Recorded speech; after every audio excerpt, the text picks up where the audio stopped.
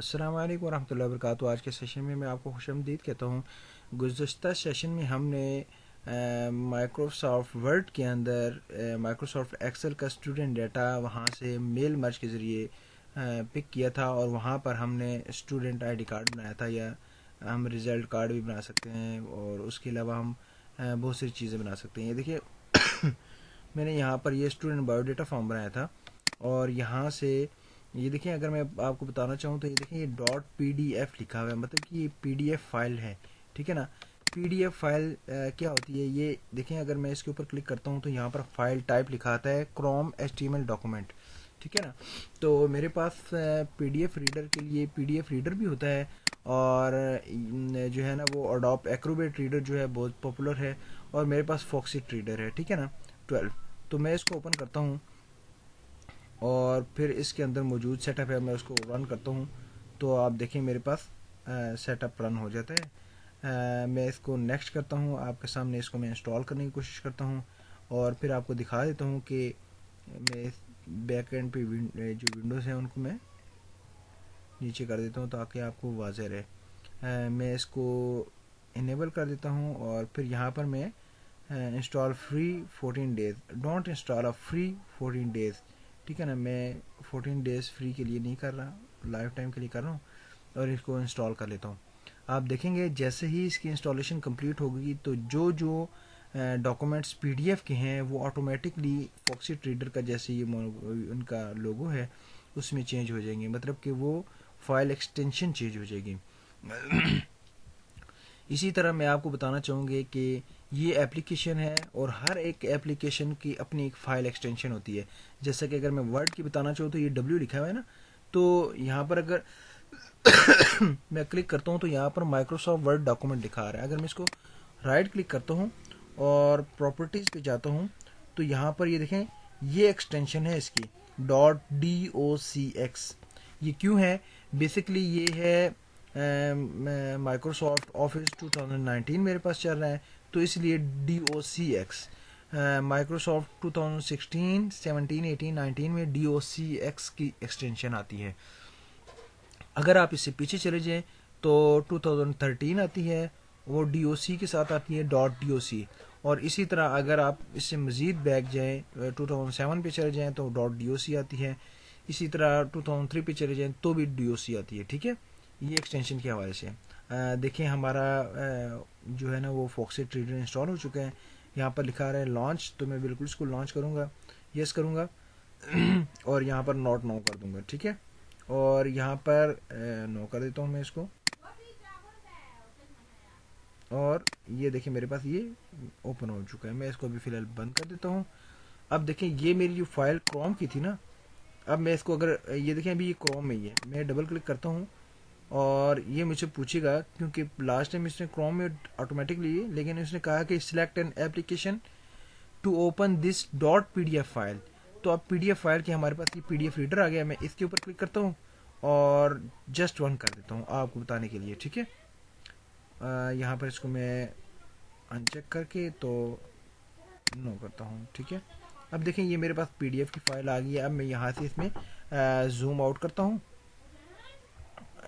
और फिर उसके बाद यहाँ से देखें मैं जूम आउट करता हूँ, और ये आप देख सकते हैं यहाँ से भी जूम आउट कर सकता हूँ, और फिर मैं यहाँ से भी 90% करके 80% करके जूम आउट कर सकता हूँ, और फिर यहाँ में स्क्रॉल कर सकता हूँ।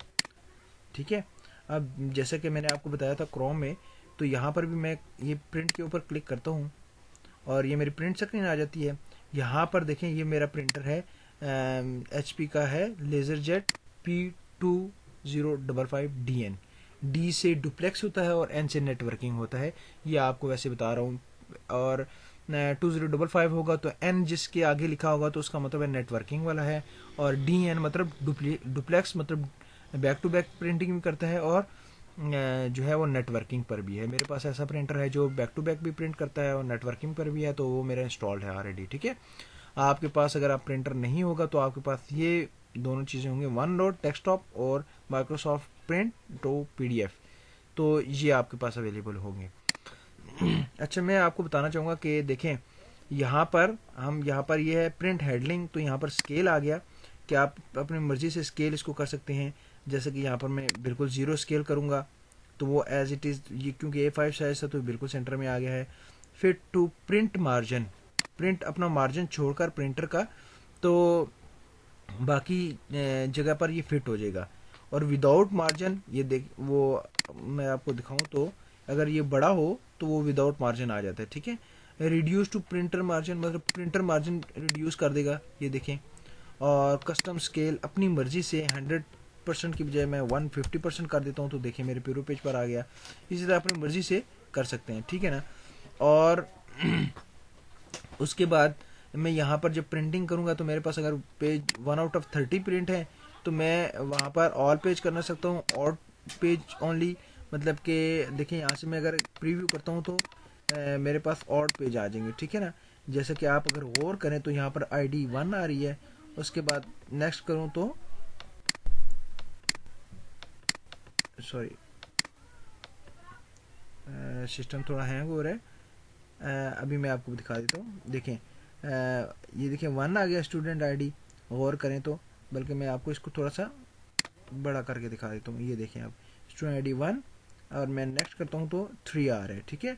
और फिर 5 आ रहा है। मतलब कि मेरा अगर डुप्लेक्स प्रिंटर नहीं है तो मैं पहले इस टाइप में प्रिंटिंग करूँगा, पहले ऑड पेजेस ओनली और देन इवन पेज ओनली। सारे ऑड निकल जाएंगे, फिर मैं इवन करूँगा और फिर यहाँ से करूँगा तो फिर मैं पेपर को लगा दूंगा, तो वो फिर मेरा पहले नंबर 2 प्रिंट होगा 1 की बैक साइड पर ऑटोमेटिकली, फिर 4 होगा, फिर 6 होगा, फिर 8 होगा। इसी तरह मेरे back to back printing manual तरीके से हो सकेगी, ठीक है।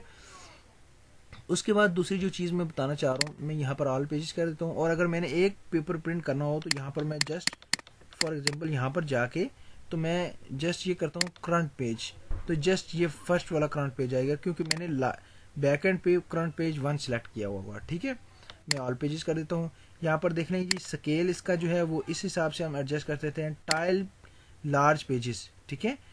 तो इसकी आप टाइल फॉर्म में जो है ना इस तरह बना सकते हैं, आप 100% जूम कर सकते हैं, कट मार्कर्स भी कर सकते हैं और लेबल भी लगा सकते हैं। ये हमारा बहुत कम इस्तेमाल होता है। इसके अलावा मल्टीपल पेज शीट, ये जो मैं आपसे को बताना चाह रहा था, ये देखें एक पेपर पर 4 टाइम्स। इसी तरह अगर यहाँ पर मैं 3 कर देता हूँ तो ये देखें एक पेपर पर 3 जो है ना वो लैंडस्केप में आ रहे हैं, पोर्ट्रेट में सॉरी आ रहे हैं। और इसी तरह अगर मैं यहाँ पर 3 करता हूँ तो ये देख लें आप, ये फिर लैंडस्केप में बन जाता है। और मैं इसको पोर्ट्रेट की बजाय लैंडस्केप अगर करूँगा तो ये देखें पेपर भी लैंडस्केप होकर शो हो रहा है, ओरिएंटेशन इसकी शो हो रही है। उसके बाद अगर मैं देखें मैं ज़्यादातर 2/2 ही करने की आपको कहता हूँ। ये देखें एक पेपर पर 2 टाइम आ रहा है, ठीक है। और पेपर लैंडस्केप करता हूँ तो ये देखें मेरे जिस तरह मैं चाहता हूँ उस तरह, इस तरह मैं प्रिंट निकाल लूँगा और दरमियान में से कट कर लूँगा तो ये 2 मेरे पास स्टूडेंट ID आ जाएंगे, ठीक है। उसके बाद अगर आप डॉक्यूमेंट्स के ऊपर मार्कअप भी रखना चाहते हैं या स्टैंप कोई लगाना चाहते हैं तो वो भी आप लगा सकते हैं, ठीक है ना। यहाँ पर समराइज कॉन्टैक्ट लिख कर तो आप इसमें कर सकते हैं। और इसके लिए मैं बेहतरीन तरीका आपको बताऊंगा कि आप माइक्रोसॉफ्ट वर्ड में जाके आपको जो है वो डॉक्यूमेंट की बैक एंड पे आपके पास होता है जो स्टैंप होती है वो आप लगा सकते हैं, ठीक है। और उसके बाद आपने बुकलेट बनानी हो तो यहाँ पर वो आप बना सकते हैं कि आपने बुक का मार्जिन कौन सी साइड पर रखना है, बाइंडिंग, ठीक है, लेफ्ट होगा या राइट होगा या बोथ साइड होगा, ठीक है। तो जो आप देखना चाह रहे हैं कि ये फ्रंट साइड से होगा या बैक साइड से होगा और उसका मार्जिन कितना रख रहे हैं, मतलब 2 इंचेस कम से कम रह गए हैं। 0.2 इंच है, मैं 1 इंच लिखता हूँ तो देखें क्या मेरे पास इसकी सेटिंग आ जाती है। उसके बाद आपको बताना चाहूँगा, देखिए मैंने प्रिंटर सेलेक्ट कर दिया, प्रॉपर्टीज़ के ऊपर क्लिक करता हूँ तो ये प्रिंटर की प्रॉपर्टीज़ ओपन हो गई हैं, ठीक है ना। सबसे पहले मैं यहाँ पर देखता हूँ ये मेरे पेज की ओरिएंटेशन कैसे है, और फिर उसके बाद पेपर क्वालिटी के ऊपर देखता हूँ मेरा प्रिंटर में लेटेस्ट वर्जन है और इस वजह से इसके ऊपर ऑप्शन कम आ रहे हैं। लेकिन इसके मज़ीद ऑप्शन ओपन करने के लिए मुझे एडवांस सेटिंग पे जाना पड़ेगा। यहाँ पर आप देख सकते हैं कि इसके काफ़ी सारे ऑप्शन आ गए हैं, लेकिन क्योंकि ये प्रिंटर के डायरेक्ट मतलब कि ज़्यादा ड्राइवर्स हैं और ये ऑटोमेटिकली इसने ओपन कर लिए हैं तो इसलिए मज़ीद हमें ड्राइवर्स की ज़रूरत पड़ी। माजरत ख्वाह हूँ। अच्छा, उसके बाद पेपर साइज़ हम सिलेक्ट करते हैं, हम नॉर्मली A4 साइज़ पेपर रखते हैं। उसके बाद काउंट कॉपी 1 2 3 जितने मर्जी आप कम कर सकते हैं, मोस्टली 1 ही होते हैं, ठीक है ना। और जो इमेज क्वालिटी है वो हाई है, नॉर्मल है, या ड्राफ्ट क्वालिटी है। मतलब कि आपने नॉर्म बहुत ही लो क्वालिटी का निकालना है तो ड्राफ्ट क्वालिटी का, और नॉर्मल वैसे निकालना है और फिर हाई निकाल सकते हैं, ठीक है। उसके अलावा ये एडवांस ऑप्शन में आपने देख लिए हैं, और अगर आप यहाँ पर लेआउट में एडवांस ऑप्शन पढ़ेंगे तो यहाँ पर भी यही चीज़ें ही आपको वाज़िया होंगी। उसके बाद अगर आप यहाँ पर देखें, ये कलर्ड है, ये ऑप्शन दिया हुआ है, बेसिकली ये कलर्ड प्रिंटर नहीं है।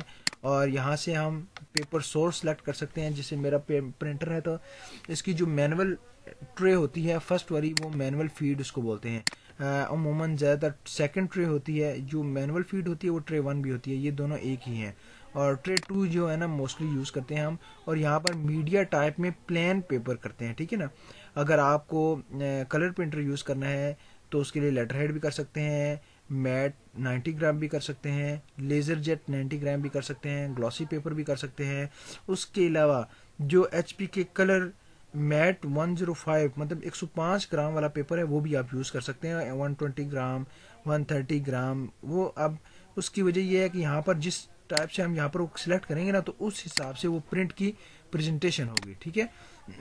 प्रिंट उस हिसाब से आपका प्रिंट आएगा, मतलब और फिर यहाँ पर एडवांस ऑप्शन में यहाँ पर मतलब कि प्रिंटर के ड्राइवर्स की डिटेल वगैरह बताई जा रही है, ये काम की नहीं है। तो यहाँ से हम ओके करेंगे तो हमारी प्रिंटिंग स्टार्ट हो जाएगी।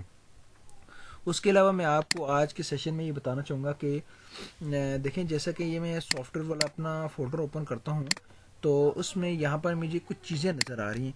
देखें, ये अगर मैंने व्हाट्सअप का सेटअप डाउनलोड किया हुआ है तो इसके आगे एप्लीकेशन लिखा होता है टाइप के आगे। इसी तरह यहाँ पर कंप्रेस जिप फाइल है, तो ये बेसिकली WinRAR की फाइल होती है। जैसे ये WinRAR एक सॉफ्टवेयर इंस्टॉल है, अगर ये इंस्टॉल ना हो तो यहाँ पर ये कंप्रेस्ड है। मैं इसको भी WinRAR में कर सकता हूँ। जैसे मैं राइट क्लिक करता हूँ इसके ऊपर, सॉरी यहाँ पर करता हूँ और प्रॉपर्टीज़ में जाता हूँ, और इसकी जो एक्सटेंशन है फाइल टाइप उसको मैं यहाँ पर जो इसकी एक्सटेंशन है यहाँ पर डॉट जिप की बजाय मैं यहाँ पर इसको चेंज करके WinRAR में कर देता हूँ और सेट डिफ़ॉल्ट कर देता हूँ और ओके कर देता हूँ। देखिए आप कि इससे रिलेटेड जो भी थे वो सारे इसमें चले गए। अब मैं इसको क्लिक करके ओपन करता हूँ तो ये देखें कि इसको WinRAR में ओपन होना चाहिए और बिल्कुल ये सही तरीके से ओपन हो गया। डॉट जिप फाइल हो या WinRAR की हो, एक ही बात होती है, ठीक है। उसके बाद आप देखें कि यहाँ पर ये मेरे पास जो है ना वो एक सेटअप है। ये देखें सारी डॉट WinRAR की फाइल्स हैं। जिप फाइल इसमें बताया गया है कि ये ऑलरेडी जिप फाइल थी लेकिन WinRAR में कन्वर्ट हो चुकी है। अब देखें ये WinRAR की फाइल है, ये माइक्रोसॉफ्ट सॉरी ये एक सॉफ्टवेयर है तो ये इंस्टॉलर पैकेज दिखा रहा है। इसी तरह ये एक डिस्क इमेज है, जिससे कि हमने कोई भी ये माइक्रोसॉफ्ट ऑफिस का जो मेरे पास कंप्रेस्ड फॉर्म में है तो इसको डिस्क इमेज बोलते हैं, ठीक है। ये फाइल फोल्डर है तो इसकी एक्सटेंशन आ जाए। जब हमारे सिस्टम में वायरस आ जाता है ना तो हम याद रखिएगा जो ये फोल्डर वाला ऑप्शन बना होता है, इस तरह फोल्डर बना होता है लेकिन यहाँ पर उसकी टाइप एप्लीकेशन लिखी होती है, इट्स मीन कि इट्स वायरस, ठीक है ना। हमने इसको रिमूव करना है। एक तो मैंने आपको ये बता दिया। सेकेंडली मेरे पास डाउनलोड्स में कुछ चीज़ें पड़ी हैं तो मैं उस हवाले से आपको फाइल्स का बता देता हूँ। देखें, ये जैसे कि एक सॉफ्टवेयर इंस्टॉल किया था पाक उर्दू इंस्टॉलर, लास्ट लेसन में मैंने इसको कवर किया था, बताया था आपको, तो ये एप्लीकेशन थी। इसी तरह ये एक वाउचर है, डाउनलोड किया हुआ है लेकिन ये PDF में बेसिकली है लेकिन ये क्रोम में यहाँ पर शो हो रहा है, ठीक है ना। इसी तरह ये मेरे टैक्स सर्टिफिकेट है वो भी क्रोम में हो रहा है। मैं इसको कैसे PDF में कन्वर्ट करूँगा, राइट क्लिक करूँगा और यहाँ पर मैं प्रॉपर्टीज़ भी जाऊँगा और यहाँ पर ये देखें .pdf ऑलरेडी लिखा आ रहा है लेकिन क्योंकि मैं इसको चेंज नहीं किया तो मैं इसको चेंज करूँगा तो वो ऑटोमेटिकली PDF में आ जाएगा। इसको क्लिक करता हूँ और सेट एज डिफ़ॉल्ट कर देता हूँ और ओके कर देता हूँ। अब देखें कि जो भी डॉक्यूमेंट जैसे फी वाउचर था वो ऑलरेडी इसमें आ गया है, अब ये टैक्स सर्टिफिकेट आ गया है वो इसमें आ गया है और ओपन भी इसमें हो जाएगा, ठीक है। उसके अलावा आप देखें कि ये PNG फाइल है। ये बेसिकली PNG फाइल जो होती है वो पिक्चर की फाइल होती है, ठीक है ना। .jpg होती है, .png, ये पिक्चर की फाइल फॉर्मेट होते हैं। उसके अलावा देखें ये CR डाउनलोड लिखा है file, CR mean Chrome download, ये गूगल क्रोम से डाउनलोड किया है इसलिए इसका नाम इस तरह आ गया है।